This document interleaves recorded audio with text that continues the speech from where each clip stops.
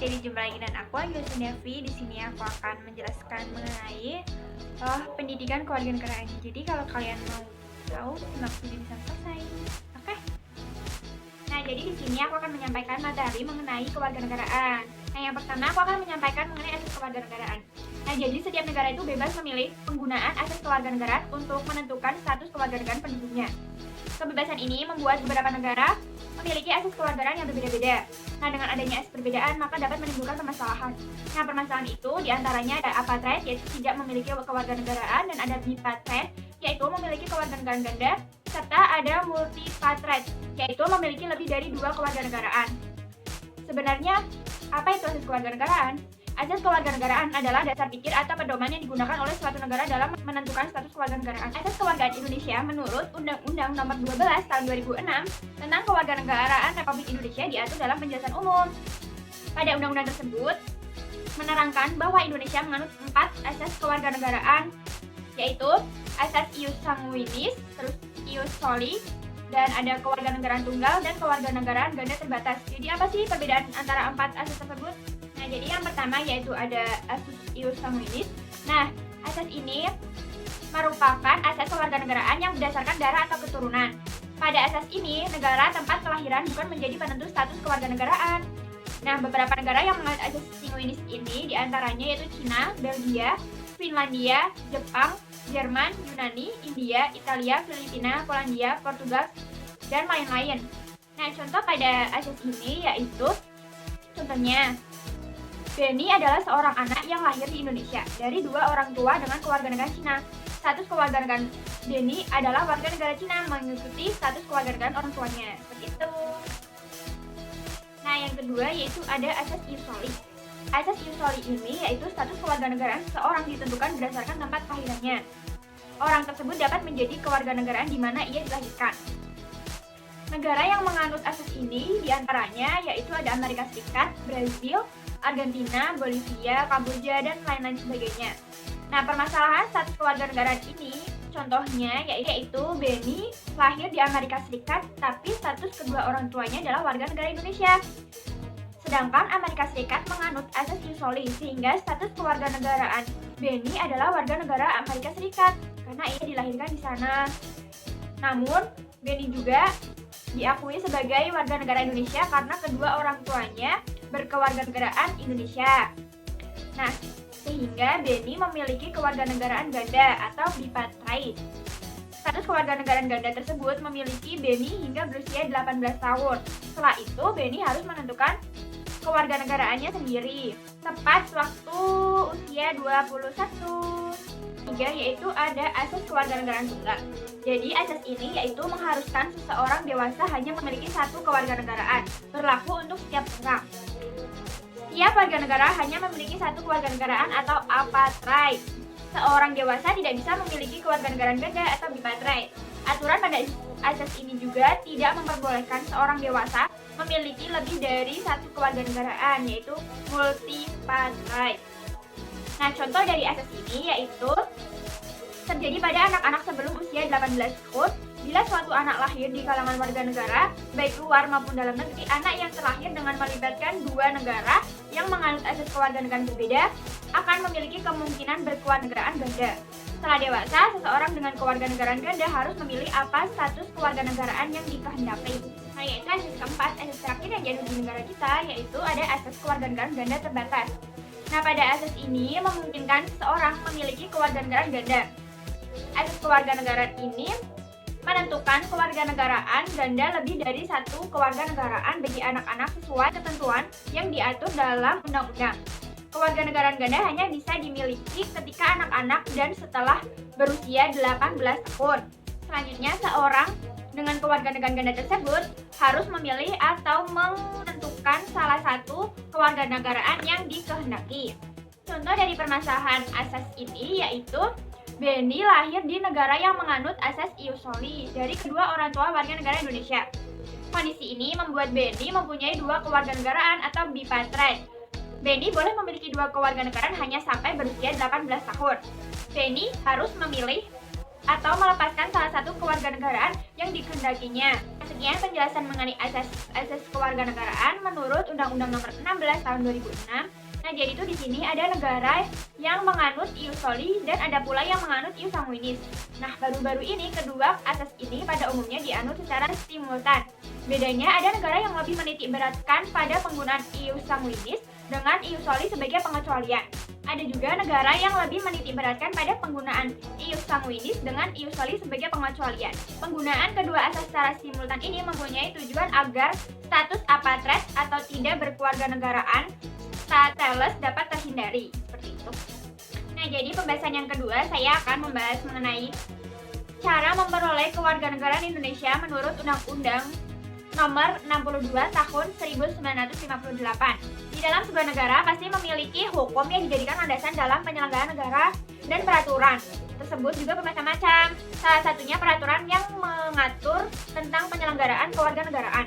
Menjadi WNI menurut Undang-Undang Nomor 62 Tahun 1958 yaitu ada beberapa cara, yaitu yang pertama adalah melalui cara kelahiran, yang kedua melalui cara pengangkatan, yang ketiga melalui cara permohonan, yang keempat melalui cara pewarganegaraan atau naturalisasi, yang kelima yaitu akibat perkawinan, yang keenam karena adanya turut dari ayah dan ibu, nah yang ketujuh karena adanya pernyataan. Nah, di sini saya akan membahas yang pertama terlebih dahulu, yaitu melalui cara kelahiran.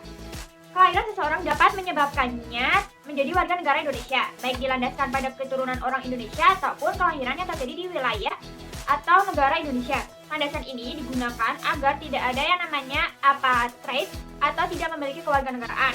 Nah, pada Undang-Undang Nomor 62 Tahun 1958 berisikan terdapat hubungan hukum kekeluargaan jika seseorang anak terlahir dari sebuah pernikahan yang sah dan diakui oleh ayahnya. Namun, jika hubungan hukum kekeluargaan di antara anak dan ayahnya terpisah, maka kewarganegaraan ayahnya yang menjadi penentu kewarganegaraan anak tersebut.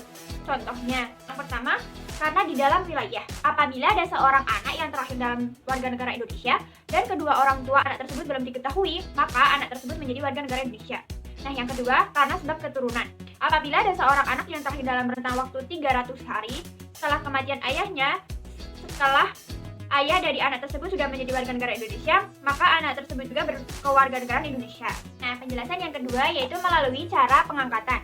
Pengangkatan status kewarganegaraan seorang anak dari orang asing menjadi warga negara Indonesia karena anak tersebut benar-benar dibutuhkan untuk menjadi anaknya sendiri.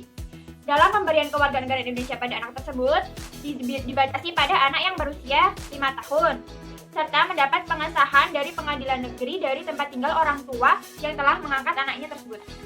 Nah, penjelasan yang ketiga yaitu melalui cara permohonan. Seorang anak yang terlahir di luar pernikahan dari ibu yang memiliki kewarganegaraan Indonesia ataupun anak yang terlahir dari pernikahan yang sah namun ketika ada perceraian dari kedua orang tuanya serta hak asuh anak tersebut jatuh ke tangan ibunya yang memiliki kewarganegaraan Indonesia. Namun anak tersebut memiliki kewarganegaraan asing yang sesuai ayahnya.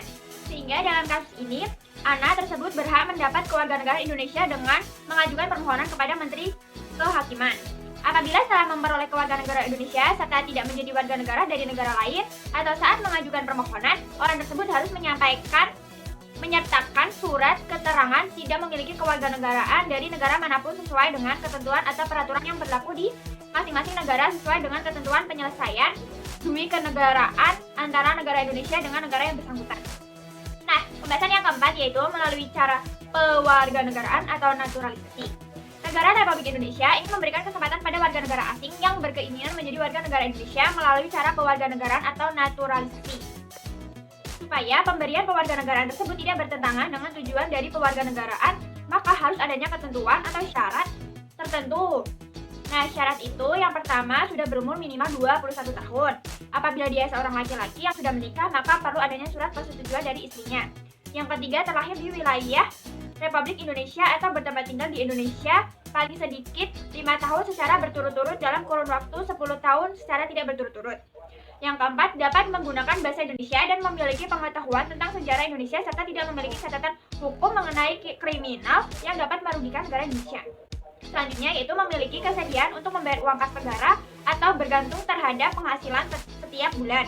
Memiliki kesehatan jasmani ataupun rohani, memiliki mata pencaharian ataupun penghasilan yang tetap, tidak sedang menjadi warga negara lain atau pernah kehilangan kewarganegaraan Indonesia.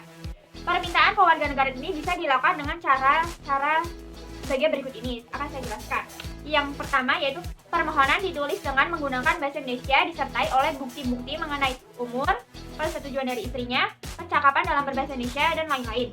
Selanjutnya ada permohonan diajukan secara tertulis serta menggunakan materai yang diajukan kepada Menteri Kehakiman melalui Pengadilan Negara atau Perwakilan Republik Indonesia di tempat tinggal si pemohon.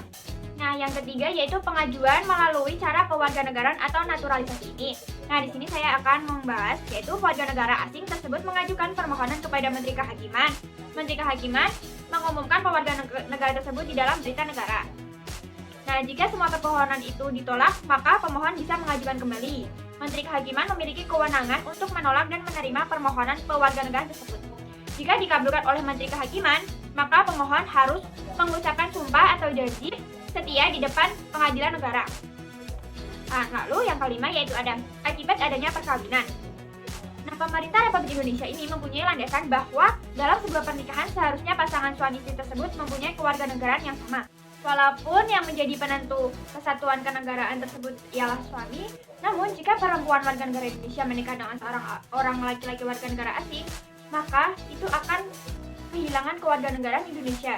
Apabila dalam kurun waktu 1 tahun setelah pernikahannya menyatakan keterangan itu, kecuali jika ia dengan kehilangan kewarganegaraan Indonesia itu akan menjadi tidak memiliki kewarganegaraan.